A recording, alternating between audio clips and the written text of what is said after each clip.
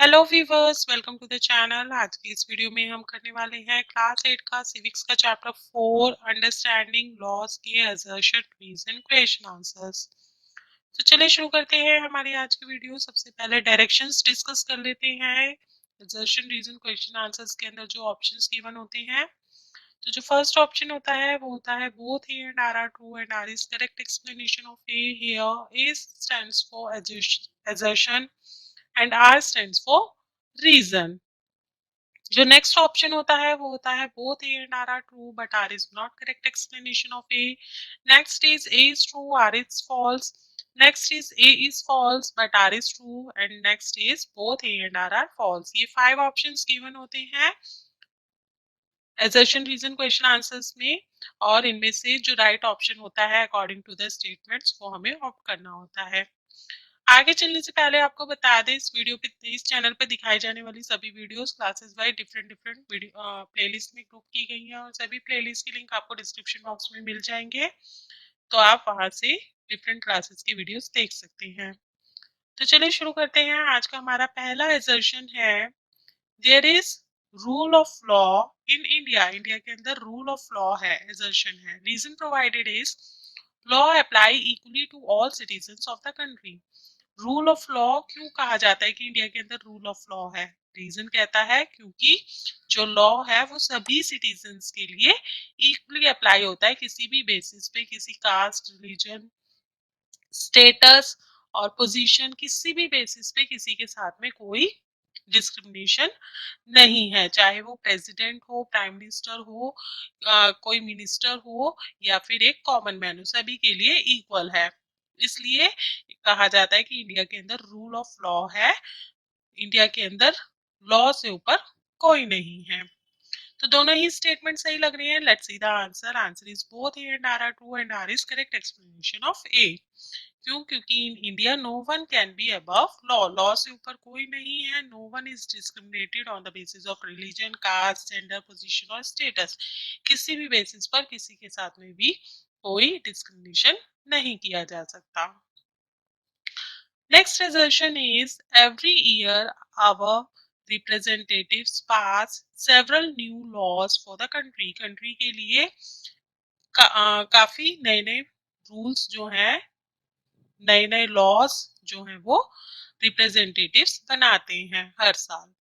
Reason provided is new laws passed to empower government. Government को empower करने के लिए, पावरफुल बनाने के लिए नए लॉज बनाए जाते हैं। आई थिंक रीजन जो है वो सही नहीं है। Let's see the answer. Answer is A is true but R is false. नए नए लॉज तो बनते हैं लेकिन गवर्नमेंट को पावरफुल बनाने के लिए नहीं। क्यों बनते हैं नए laws? New laws are made for welfare of citizen, citizens के वेलफेयर के लिए। क्योंकि जो रिप्रेजेंटेटिव्स होते हैं वो कौन होते हैं? जिन लोगों को, जो पीपल है, सिटीजन्स है, वो इलेक्ट करते हैं। तो हमारे जो प्रॉब्लम्स होंगे, सिटीजन्स के, कॉमन मैन के जो प्रॉब्लम्स होंगे, जो इश्यूज होंगे, वो रिप्रेजेंटेटिव्स तक पहुंचेंगे और रिप्रेजेंटेटिव उन इश्यूज को पार्लियामेंट में रखेंगे, तभी तो लॉज बनेंगे ना। जैसे डोमेस्टिक वायलेंस का लॉ बना है 2005 में, अमेंडमेंट हुआ लॉ के अंदर, प्रॉपर्टी से जो रिलेटेड लॉ था। तो इस तरह की जो सब चीजें हैं, जो इश्यूज हैं, ये जब इनमें अमेंडमेंट्स होते हैं लॉज के अंदर और नए लॉज बनते हैं, कब बनते हैं? जब वो इश्यूज, हमारे जो प्रॉब्लम्स हैं, वो पार्लियामेंट तक पहुंचे। तो यहाँ पर एसर्शन ठीक है, नए लॉज बनते हैं लेकिन गवर्नमेंट को पावरफुल करने के लिए नहीं, बल्कि सिटीजन्स के वेलफेयर के लिए। Next assertion is constitutional law can be controversial. Constitutional law means कि जो लॉ बना हो, जो कि कोई भी नया लॉ बना है और वो कॉन्स्टिट्यूशन के अकॉर्डिंग बिल्कुल परफेक्ट है, लेकिन फिर भी वो कंट्रोवर्शियल हो जाता है, उसमें मतभेद आ जाते हैं। Reason provided is citizens feel that idea behind making the law is unfair and harmful. Reason कहता है कि ऐसा इसलिए होता है क्योंकि जो नए लॉ बनते हैं वो लोगों को लगते हैं, सिटीजन्स को लगते हैं कि वो अनफेयर हैं, हार्मफुल है उनके लिए, उनके जो फंडामेंटल राइट्स हैं वो उनको वायोलेट करता है, वो लॉ जो है वो उनके फंडामेंटल राइट्स को वायोलेट कर रहा है, उनकी वेलफेयर के लिए नहीं है वो लॉ, बल्कि अगेंस्ट है, उससे उन्हें नुकसान होगा। तो अगर ऐसी फीलिंग उनको आती है और ऐसा उनको लगता है, तो जो सिटीजन्स है उनके पास राइट है कि वो अपनी वॉइस रेज करें, वो बताएं गवर्नमेंट को कि ये जो नया लॉ बना है ये हमारे वेलफेयर के लिए नहीं है, तो उसमें कंट्रोवर्सी आ जाती है, इसलिए उसको कंट्रोवर्शियल लॉ कहा जाता है। तो दोनों ही स्टेटमेंट सही लग रही हैं। Let's see the answer. Answer is both A and R true and R is correct explanation of A. दोनों ही सही है और एक्सप्लेन भी कर रही है assertion को, रीजन जो है। और ऐसा क्यों है? Because some laws favour one group and disregard the other groups, कि कुछ लॉज ऐसे हो जाते हैं जो एक ग्रुप का इशू है, एक ग्रुप का है प्रॉब्लम, तो उस ग्रुप को की प्रॉब्लम को सॉल्व करने के लिए जब कोई लॉ बना दिया जाता है तो पता चलता है कि जो दूसरा ग्रुप है वो उससे बैडली अफेक्ट हो रहा है। जैसे कि हम देखें, इंडिया के अंदर हॉकर्स होते हैं, स्ट्रीट हॉकर्स होते हैं, वेंडर्स होते हैं जो जगह जगह पे खड़े हो जाते हैं स्ट्रीट के अंदर। तो उससे क्या होता है कि जो रोड है उसमें ट्रैवलिंग में प्रॉब्लम होती है, व्हीकल्स में प्रॉब्लम होती है। तो अगर एमसीडी ये लॉ बनाती है, एमसीडी के लॉ बनवाती है गवर्नमेंट से कि भाई स्ट्रीट हॉकर्स नहीं बैठेंगे, तो कॉमन पीपल के लिए, जो ट्रैवलर्स हैं उनके लिए तो बेनिफिट हो जाएगा क्योंकि स्ट्रीट क्लियर मिलेगी उनको।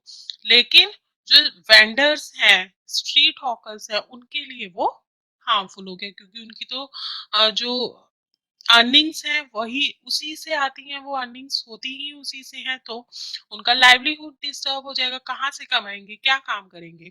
तो वो अनएम्प्लॉयड हो जाएंगे, तो उस ग्रुप के लिए वो बेनिफिशियल नहीं है। तो यहाँ पर क्या हुआ कि जो लॉ है उसमें कंट्रोवर्सी आ गई। तो इस तरह के जो लॉज होते हैं जो एक ग्रुप के लिए अच्छे होते हैं और दूसरे ग्रुप के लिए अच्छे नहीं होते, तो उस तरह के लॉज को बोलते हैं कंट्रोवर्शियल लॉज। और उस तरह के जो लॉज होते हैं, अगर ऐसे लॉज बनते हैं तो सिटीजन्स के पास राइट है, फेयर चांस होता है कि वो अपने वॉइस को रेज करे और गवर्नमेंट तक पहुंचाए, ताकि गवर्नमेंट जो है उसमें जो चेंजेस ला सकती है अगर तो चेंजेस लाए, और अगर उसको बिल्कुल खत्म करना होता है तो उस लॉ को खत्म भी किया जा सकता है। Next assertion is the parliament plays an important role in making laws. laws बनाने के लिए जो पार्लियामेंट है बहुत ही इंपॉर्टेंट रोल प्ले करती है। Reason provided is representatives introduce bill in parliament on sensitive issues. क्यों पार्लियामेंट किस तरह से इम्पोर्टेंट रोल प्ले करती है कि जो रिप्रेजेंटेटिव्स होते हैं वो बिल इंट्रोड्यूस करते हैं पार्लियामेंट के अंदर ऑन सेंसिटिव इशू, जो भी सेंसिटिव इशू होते हैं। जैसे कि अभी मैंने बताया डोमेस्टिक वायलेंस का एक्ट बना था, तो कब बना? जब वो इशू रिप्रेजेंटेटिव्स तक पहुंचाया गया और रिप्रेजेंटेटिव्स को लगा कि हाँ इसके ऊपर लॉ बनना चाहिए, तो उन्होंने बिल पास किया पार्लियामेंट में। उस बिल के ऊपर डिस्कशन हुआ, जो चेंजेस लाने थे वो चेंजेस लाए गए, और उसके बाद में फिर वो लॉ बना 2006 के अंदर। ठीक है ना? तो दोनों ही स्टेटमेंट सही लग रही है। Let's see the answer. Answer is both A and R true and R is correct explanation of A. और क्यों है ऐसा? क्योंकि it is representative who sensitize the issues, issues को फील करते हैं कि हाँ ये सेंसिटिव इशू है in the society, and represent the problem in parliament. और फिर उस प्रॉब्लम को बिल के रूप में पार्लियामेंट में लाते हैं, और फिर वो जो लोकसभा और राज्यसभा होते हैं उसमें डिस्कशन होता है, फिर वो रूल पास होता है, प्रेसिडेंट के पास भेजा जाता है, प्रेसिडेंट उसके ऊपर अपनी सहमति दे देते हैं, परमिशन दे देते हैं, तो वो लॉ बन जाता है। तो इस तरह से लॉज एग्जिस्टेंस में आते हैं। That is all for today. I hope आपको वीडियो पसंद आई होगी। आपको वीडियो कैसी लगी कमेंट बॉक्स में कमेंट करके जरूर बताइएगा। अगर वीडियो पसंद आए तो वीडियो को लाइक कर दीजिए, फ्रेंड्स के साथ में, रिलेटिव्स के साथ में ज्यादा से ज्यादा शेयर कीजिए।